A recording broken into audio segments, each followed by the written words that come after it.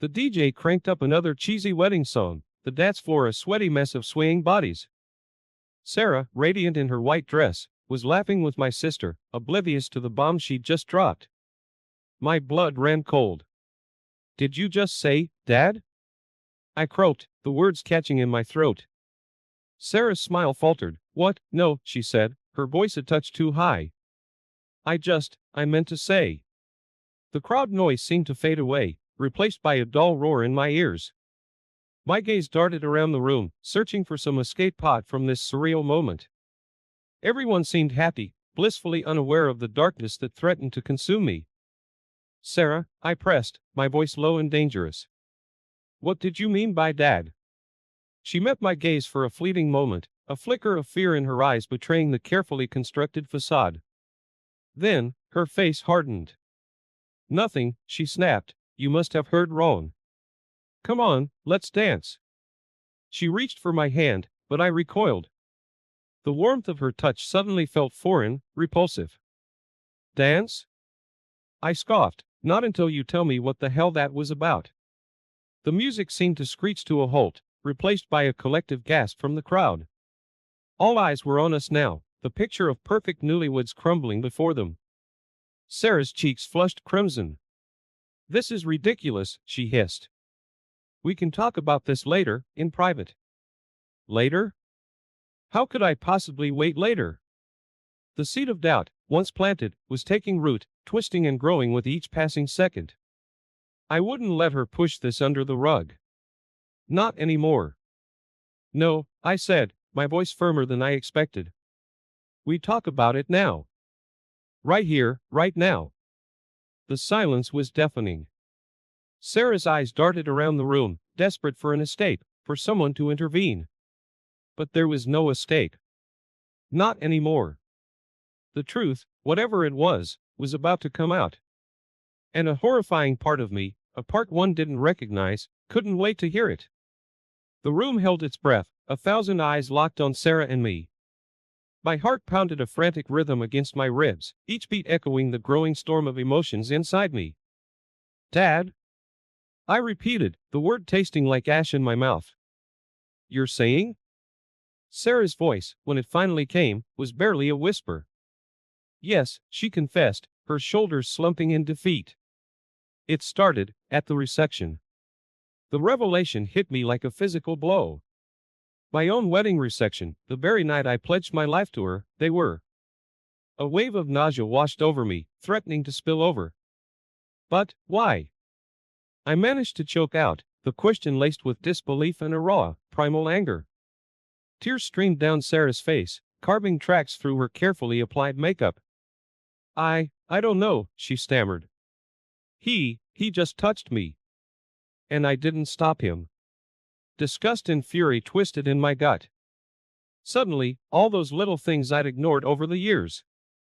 The lingering glances between them, the hushed conversations, the way Dad would sometimes look at her with a possessiveness that made my skin crawl. All of it clicked into place. "Didn't stop him?" I echoed, my voice rising a notch. "How could you just let that happen?" "I was young," she pleaded. "And naive. It was just a moment of weakness." A moment of weakness? They continued this weakness for a year and a half. The betrayal was like a festering wound, raw and exposed. A moment? I scoffed. "You call an affair that lasted over a year a moment?" Sarah flinched at the harshness in my voice. "It wasn't planned," she mumbled. "It just happened." "But it stopped, right?" I pressed, desperate for some shred of normalcy, for some assurance that this wasn't a lifelong betrayal. Her silence was deafening. My gaze darted back to her face, the answer reflected in her tear-filled eyes. "It didn't, did it?" I whispered, the truth settling in my stomach like a cold stone. "It happened again, didn't it?" The air crackled with unspoken words. Each beat of silence echoed louder than the stunned gasps that had erupted moments before. My gaze flickered between Sarah's tear-streaked face and the gawking crowd, a surreal detachment washing over me. "It happened again," I finally said, my voice raspy. "When?" Sarah chewed her lip, tears glistening in her lashes. After Mom passed. So for 2 years, you. The words wooden 2 years of shared grief used as a twisted excuse for their betrayal. It was a mistake, she mumbled, as if that could erase decades of lies. A mistake, I repeated, a hollow laugh escaping my lips. This whole marriage seems to be one big mistake, doesn't it?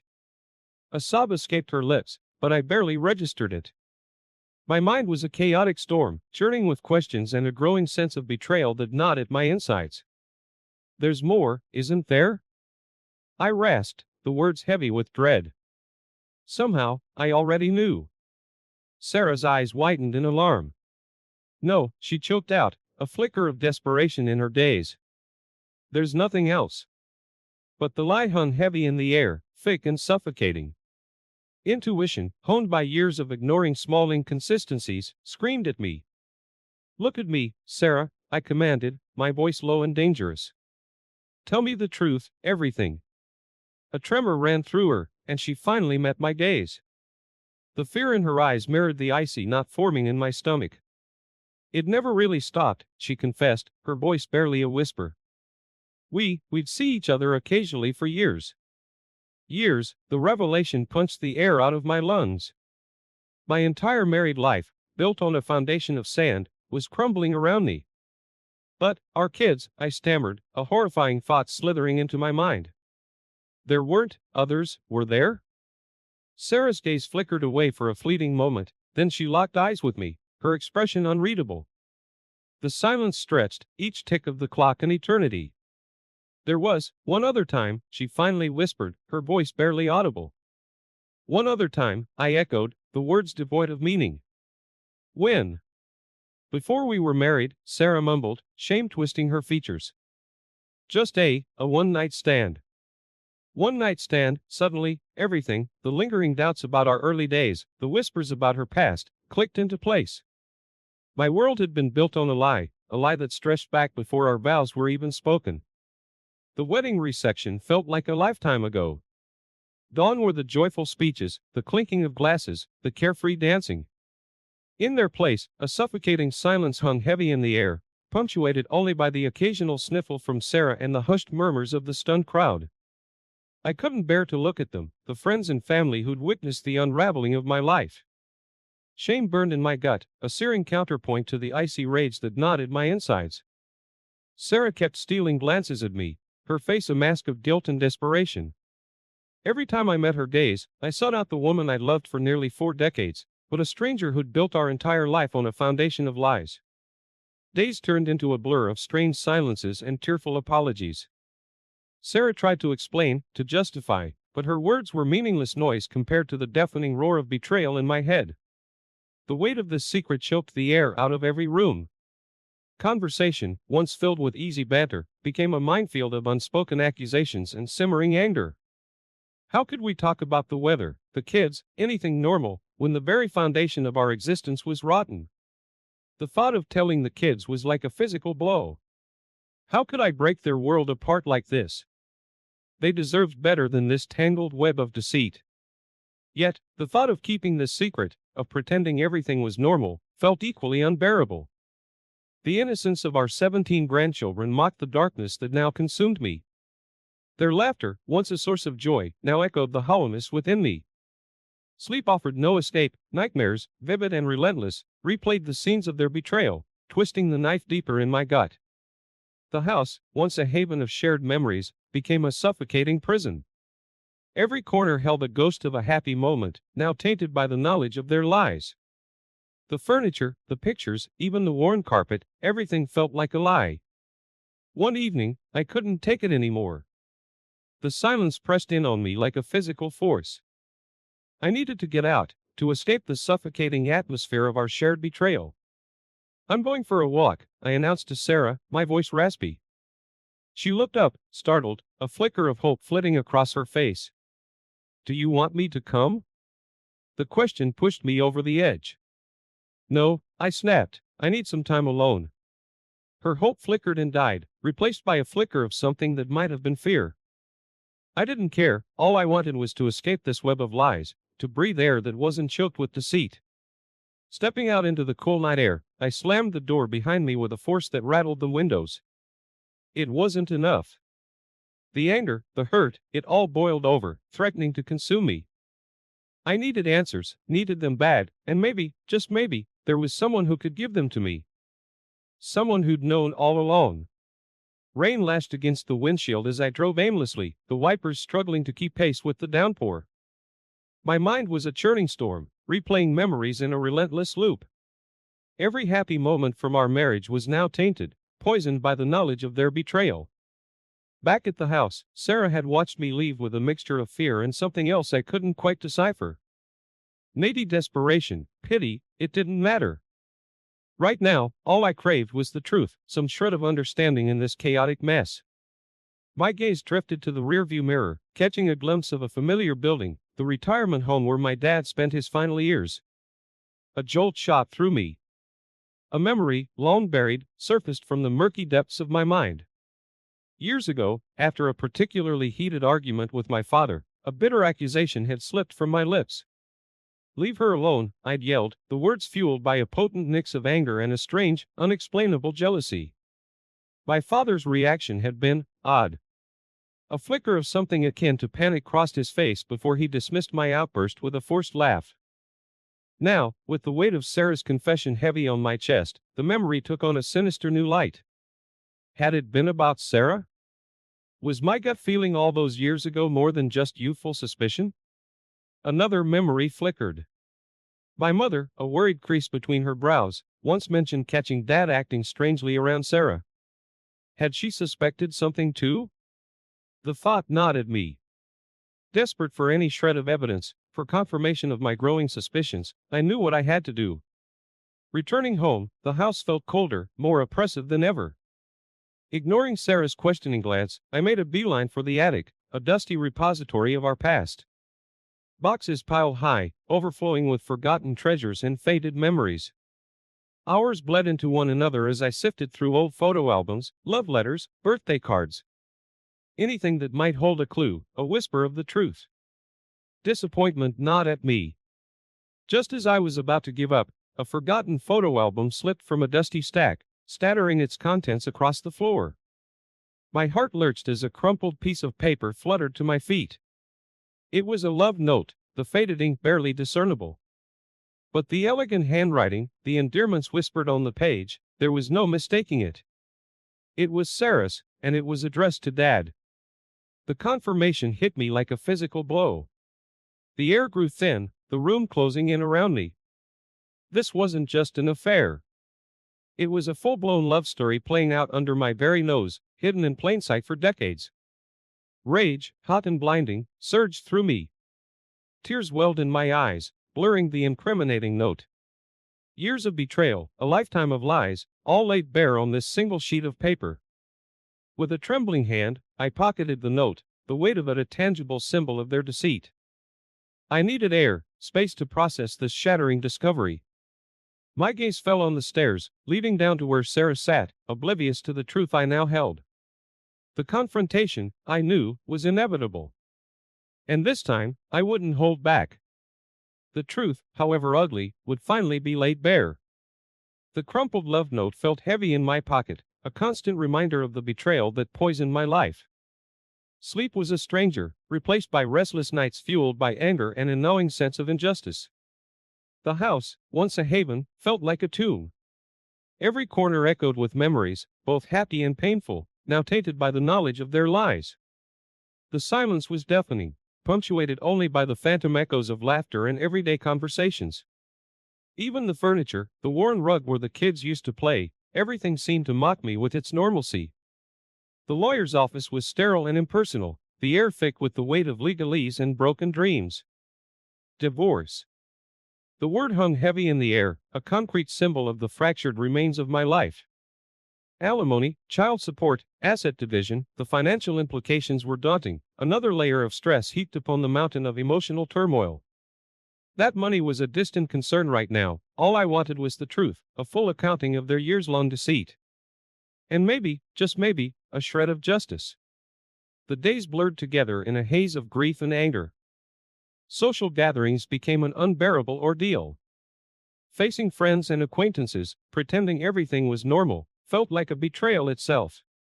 The forced smiles, the awkward silences, it was all too much to bear. Isolation became my only solace. Yet, the silence was deafening, the solitude suffocating. I knew I needed help, someone to talk to unload the crushing weight of this burden.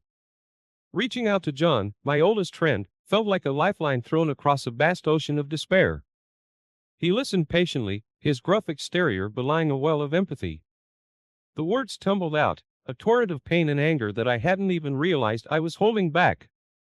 John's anger, when it came, surprised me. "That lying snake!" he roared, his voice thick with fury. "You deserve better, Mark. Far better." His anger, unexpected and fierce, kindled a spark of hope within me. Maybe I wasn't alone in this. Maybe there was still something left to salvage from the wreckage of my life.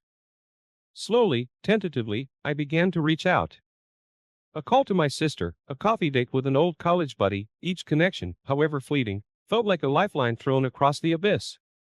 And to my surprise, support emerged from unexpected corners. Friends I hadn't spoken to in years offered a listening ear, old colleagues reached out with words of encouragement. Even Sarah's sister, tears glistening in her eyes, confessed she'd always suspected something was amiss. The road ahead was long and uncertain, but for the first time since Sarah's confession, a flicker of hope flickered in my chest. Maybe, just maybe, I could weather this storm. Maybe, just maybe, I could rebuild my life, piece by broken piece. The silence at the dinner table was deafening. My gaze bounced between my two grown children, their faces etched with a mixture of sadness and confusion.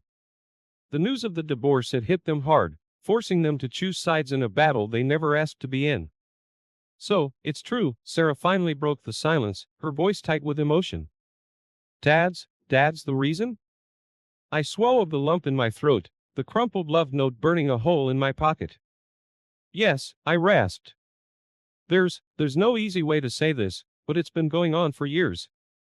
The revelation hung heavy in the air, a bomb detonated in the carefully constructed facade of our family life. My son, ever the pragmatist, cleared his throat. "How long?" he asked, his voice flat. "Years," I repeated, the weight of the betrayal pressing down on me. But how could you not know?" My daughter choked out, tears welling in her eyes. Shame washed over me, the signs, I realized with a sickening clarity, had always been there. The lingering glances, the hushed conversations, the way Dad would sometimes look at Sarah with an intensity that made my skin crawl. I'd willfully ignored them, dismissed them as nothing. Now, the truth slapped me in the face, a bitter fruit of my own denial. The weeks that followed were a blur of legal wrangling and emotional turmoil.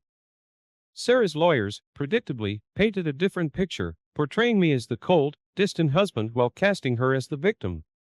The truth, as always, was a messy labyrinth. As the financial realities of the separation sunk in, the stress intensified. Adjusting to a new, smaller living space and a significantly reduced income was a challenge. But the emotional toll was far greater. Slowly, though, whispers began to reach me.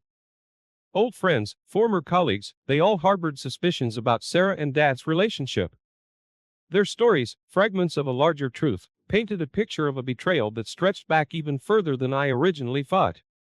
The web of deceit, it seemed, ran deeper than I could have imagined. Spending time with the grandkids, however, became a source of solace in this storm.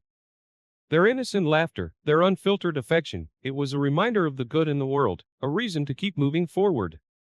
One afternoon, driven by a deep, primal need for closure, I found myself standing at my father's grave. The wind rustled through the leaves, a mournful echo of the anger that churned within me. "You bastard," I choked out, the words scraping raw against my throat. "You stole not just my wife, but years of my life. Years I can't get back." Tears streamed down my face, a torrent of long-suppressed grief and rage finally finding release. There would be no apology, no explanation, just this raw, primal scream into the indifferent wind. Healing wasn't a linear path. There were good days and bad, moments of anger and despair followed by fleeting glimpses of hope. Small victories, a new haircut, a renewed gym membership, felt like giant leaps forward. Letting go of the anger and resentment towards Sarah was a crucial step. Forgiveness, I realize, wasn't about condoning her actions, but about freeing myself from the poisonous grip of the past. Filling the void left by the shattered relationship, I explored new hobbies and interests. Photography, cooking classes, volunteering at the local animal shelter, each new pursuit chipped away at the emptiness, reminding me that there was a life beyond the wreckage of my marriage. The thought of dating again was both intimidating and oddly intriguing. Was I ready to open myself up to new possibilities?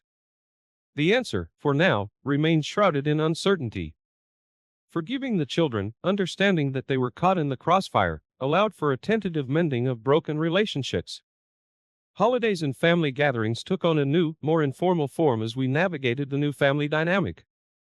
Then, one rainy afternoon, a chance encounter at the local bookstore turned my world upside down. There, standing in the fiction aisle, was Emily, a flame from my college days. The spark, rekindled after all these years, was undeniable. Could this be a new beginning? The future, once shrouded in uncertainty, now held a glimmer of hope.